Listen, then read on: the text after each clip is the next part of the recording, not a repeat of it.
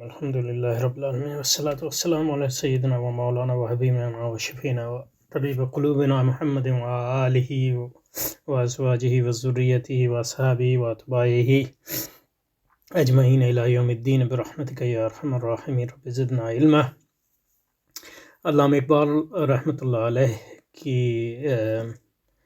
کتاب تشکیل جدید الہیت اسلامیہ جو ترجمہ ہے ان کی کتاب ریکنسٹرکشن کا، اس کا ترجمہ حضرت سید ندیر نیازی صاحب کا، اس کا مطالعہ کر رہے ہیں اور تقریض کے آخر میں ہے، تو انشاءاللہ آج کوشش کریں گے کہ تقریض جو ہے وہ ختم ہو جائے۔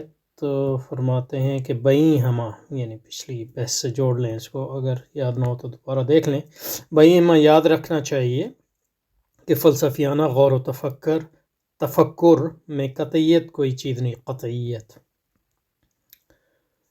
قطعیت کا مطلب یہ ہے کہ آپ یہ سمجھیں کہ حرف آخر کسی معاملے میں آپ کے سامنے ہے، تو حقیقت یہ ہے کہ اس کا فلسفے سے کوئی خاص نہیں ہے یہ چیز۔ گو کہ فلسفی جو ہے مطلب یہ کہ ان کو یہ زعم ہے کہ فلسفہ جو ہے غیر قطعی علم ہے، ان معنوں میں کہ فلسفے کی بنیاد جو ہے ہمیشہ جستجو اور شک و شبہ، اور جس کو یہ کہتے ہیں کریٹیکل تھنکنگ، جیسے فلسفے کی کوئی اس پہ اجارہ داری ہو، تو لیکن ایسی کوئی بات نہیں ہے۔ جس طرح دوسرے ڈسپلنس میں لوگ جو ہیں ڈاگمیٹک اردو میں کیا کہیں گے، لکیر کے فقیر ہوتے ہیں، اس طرح فلسفیوں میں بھی ایسے لوگ ہوتے ہیں جو اس میں فلسفے کی کوئی خاص میرے ذہن میں تو یعنی مطلب ہم نے زندگی گزاری ہے فلسفے میں، میرے ذہن میں تو اس میں فلسفے کی کوئی خاص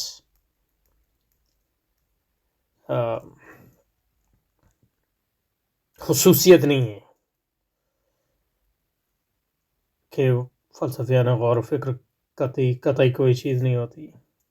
فلسفی اپنی چیزوں کو قطعی سمجھتے ہیں جس طرح دوسرے لوگ بھی قطعی سمجھتے ہیں، تو بڑا مشکل ہوتا ہے لوگوں کے لیے کہ اپنی جن افکار پر وہ اعتقاد رکھتے ہیں یا جس علم کا ان کو زعم ہوتا ہے اس کے بارے میں یہ حقیقتاً یہ سمجھیں کہ یہ حرف آخر نہیں ہے۔ گو زبان سے کہیں کہ یہ حرف آخر ہے تو یہ بڑی اس کے لیے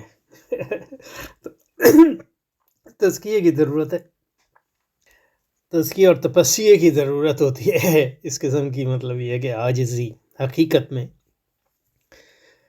لانے کے لیے۔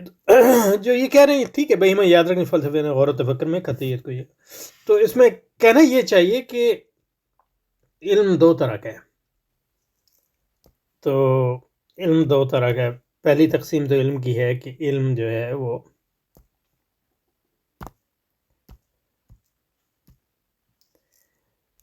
کیوں نہیں کام کر رہا، تو علم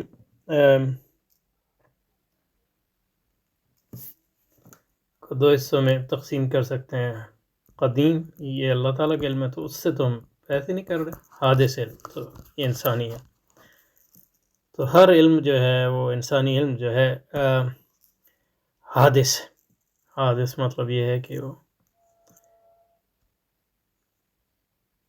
اس میں غلطی کا امکان ہے وغیرہ وغیرہ۔ پھر حادث جو علم ہے اس میں ہم تقسیم کر سکتے ہیں شرعی علم اور دوسرے علوم جو شریعت کی مددگار علوم ہیں، تو ان کو کہیں علوم اعلیٰ، یعنی مددگار علم، تو سارے علوم اسی میں آ گئے۔ یا پھر اس کے مخالف جو علوم ہوں گے وہ غیر مددگار، اور شرعی علم جو اس کی نصوص ہیں وہ تو یعنی قرآن اور سنت ثابتہ، ان میں کوئی غلطی کا امکان نہیں ہے، لیکن اس کا فہم جو ہے وہ قطعی نہیں ہے، سوائے اس کے کہ جو اجماع امت سے ثابت ہے، کیونکہ رسول پاک کے بعد جس چیز کی عصمت ہے وہ صرف اجماع امت ہے، اور اجماع جو ہے چند محدود چیزوں پہ، اس کے علاوہ سارا علم جو ہے غیر قطعی ہے. ایون شرعی علم جو ہے اس کے علاوہ سارا یعنی ہمارا فہم 6 جائے کے علوم اعلیٰ جس میں فلسفہ بھی آ جاتا ہے وغیرہ وغیرہ، تو یہ سارے غیر قطعی. سارا انسانی علم جو انسانی علم ہے وہ غیر قطعی سوائے اس کے جو اجماع سے جس کی قطعی ثابت ہے. تو یہ بنیادی، تو اس میں فلسفے کی کوئی خصوصیت نہیں ہے. لیکن ہو سکتا ہے فلسفے کا اس لیے ذکر کر رہے ہیں کہ کیونکہ ان خطبات میں جو جس ڈسپلن کا میں آتے ہیں یہ خطبات وہ فلسفہ ہے، تو انہوں نے جو اپنی آراء دی ہیں اس میں کہہ رہے ہیں کہ اس میں کوئی قطعیت نہیں ہے، یعنی مطلب بطور ایک انہوں نے آراء کے دی ہے، تو اس پہ کہہ رہے ہیں کہ مطلب یہ آراء میں غلطی بھی ہو سکتی ہے، اور پھر یہ کہ وقت کے ساتھ ساتھ وہ آراء جو ہے ان کی ریویژن جو ہے کی ضرورت ہوگی، جو اسی لیے ہم ان کو دوبارہ پڑھ رہے ہیں. تو یہ ایک اہم بات ہے. اچھا جی، تو بھائی ہمیں یہ یاد رکھنا چاہیے کہ فلسفیانہ غور و تفکر میں قطعیت کوئی چیز نہیں ہوتی، قطعی نہیں ہوتی، یعنی ایبسلوٹ سرٹنٹی جس کو کہتے ہیں. اور یعنی قطعیت ایبسلوٹ سرٹنٹی وہ تو مطلب یہ ہے کہ یقین کے ضمن میں آ گیا، وہ بھی نہیں ہوتی. لیکن قطعیت کو انگریزی میں کہیں گے فائنالٹی. یہی ورڈ انہوں نے استعمال کیا ہے actually. It must have be remembered that there is no such thing as finality in philosophical thinking. ٹھیک ہے، تو حرف آخر کوئی نہیں ہوتا اس میں. جیسے جیسے جہاں نئے علم میں ہمارا قدم آگے بڑھتا ہے اور فکر کے نئے نئے راستے کھلتے ہیں، کتنے ہی اور شاید ان نظریوں سے جو بہت زیادہ بہتر نظریے ہمارے سامنے آتے جائیں گے. یہ اصل چیز. تو مطلب یہ ہے کہ یہ خطبات جو ہیں ایک راہ کھول رہے ہیں. تو ان خطبات کا مقصد نہیں ہے کہ ہم انہی لکیروں کی فقیر بن جائیں اور انہی لکیروں کو پیٹتے جائیں، بلکہ ان خطبات یعنی علامہ اقبال کا ہم پر ان کا یعنی حق ہے، وہ یہ ہے کہ ان کے خطبات میں جو انہوں نے راہ دکھائی اس کو مزید ڈیولپ کریں. کیونکہ کہہ رہے ہیں کتنی ہی اور شاید ان نظریوں سے جو ان خطبات میں پیچھے زیادہ بہتر نظریے ہمارے سامنے آتے جائیں گے. کیونکہ حق کو قبول کرنا اور اپنی آراء پہ انسسٹ نہ کرنا جب حق سامنے آ جائے، یہ ایک مومن کی یعنی شان ہے. جیسا کہ حضرت عمر رضی اللہ تعالیٰ عنہ نے اپنے خط میں جو ابو موسیٰ اشعری رضی اللہ تعالیٰ عنہ کو، جو ان کے گورنر تھے عراق کے میرا خیال ہے، یا عراق کے کسی شہر کے، ان کو بھیجا تھا. ان میں وہ ایک عظیم ان کا مکتوب ہے جس میں ایک بات انہوں نے یہ کہی تھی کہ تم نے جو فیصلہ کیا ہے وہ فیصلہ تمہیں اس پہ مائل نہ کرے کہ جب تم پر اس فیصلے کی غلطی ثابت ہو جائے تو اس فیصلے کو ترک کر کے نئے فیصلوں کو قبول کر لو.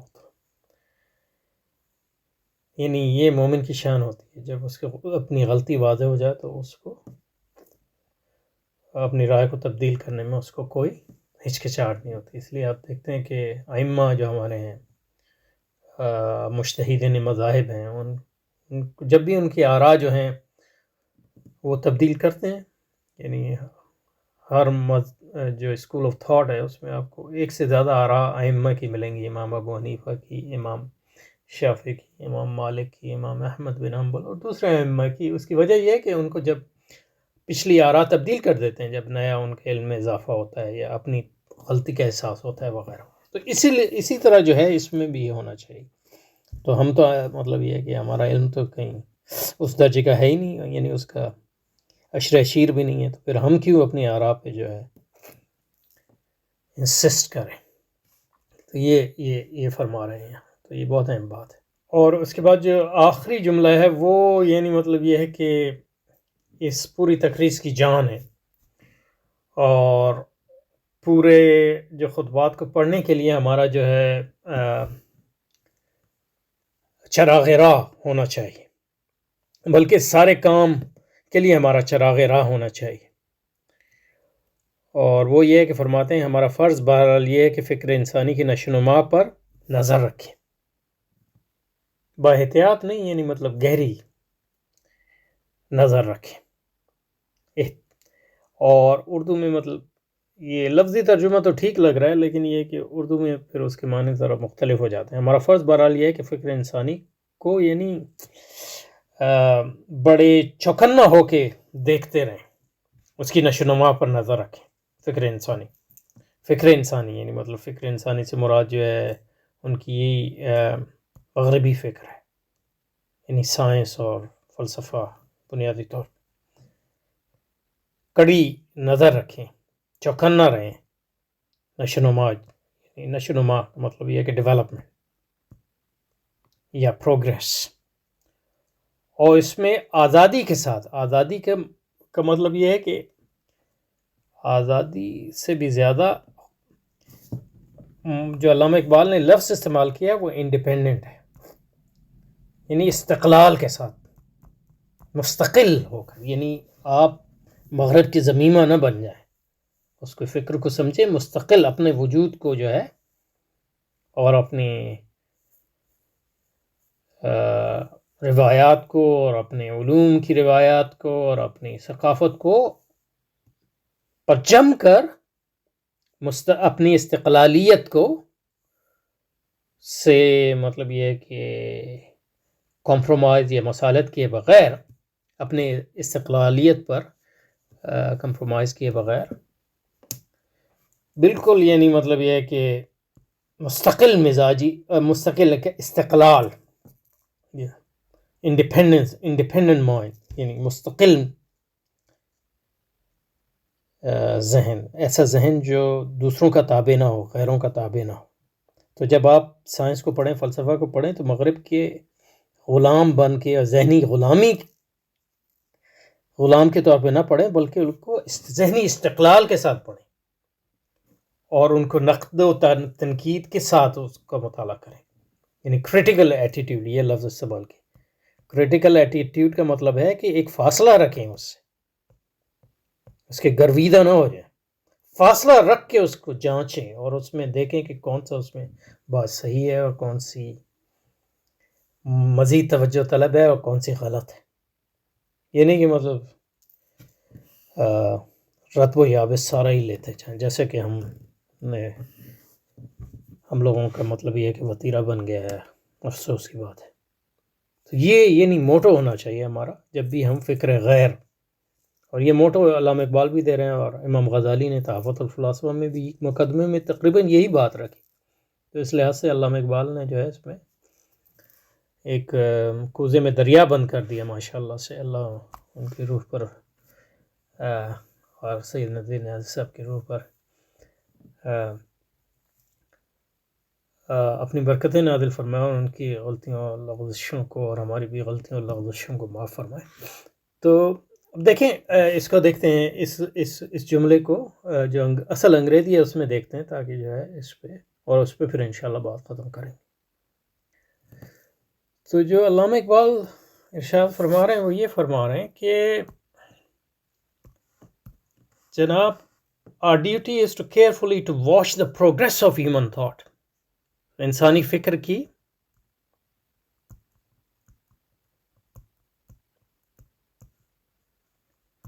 گہری نظر رکھیں۔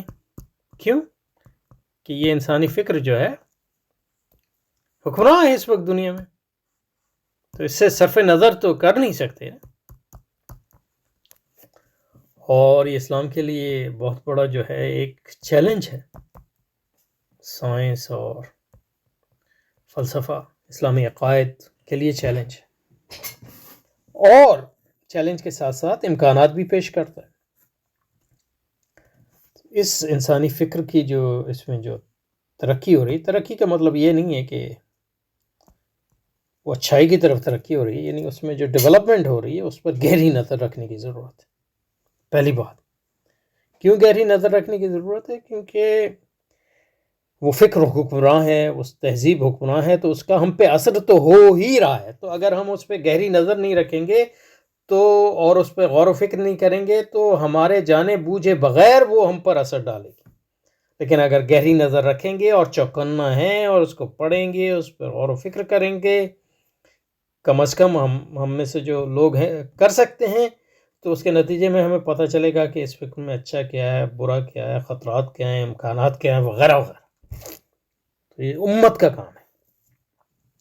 ایک طبقہ تو ہونا چاہیے امت کا جو یہ مطلب یہ ہے کہ رباط کا کام ہے، اپنی سرحدوں کی حفاظت کا کام ہے، اسلام کی سرحدوں کی حفاظت کا اور دشمن سے مقابلے کا کام ہے، اور پھر ان پر یلغار کے لیے جو ہے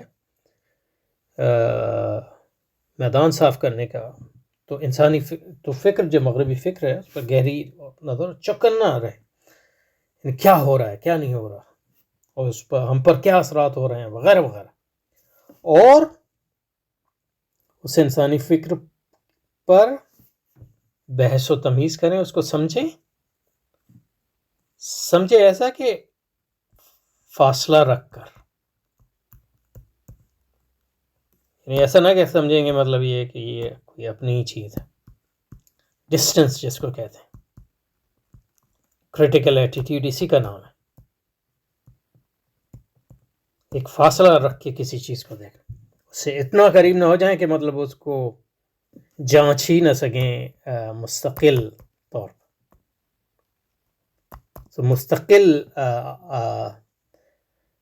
استقلالیت جس کو کہتے ہیں، مستقل نہیں، استقلالیت یا استقلال ذہنی، اس کے لیے اور کون سا لفظ ہے؟ استقلال ذہنی، یعنی ذہنی استقلال، ذہنی انڈیپینڈنس، ذہنی خود مختاری، ذہنی آزادی.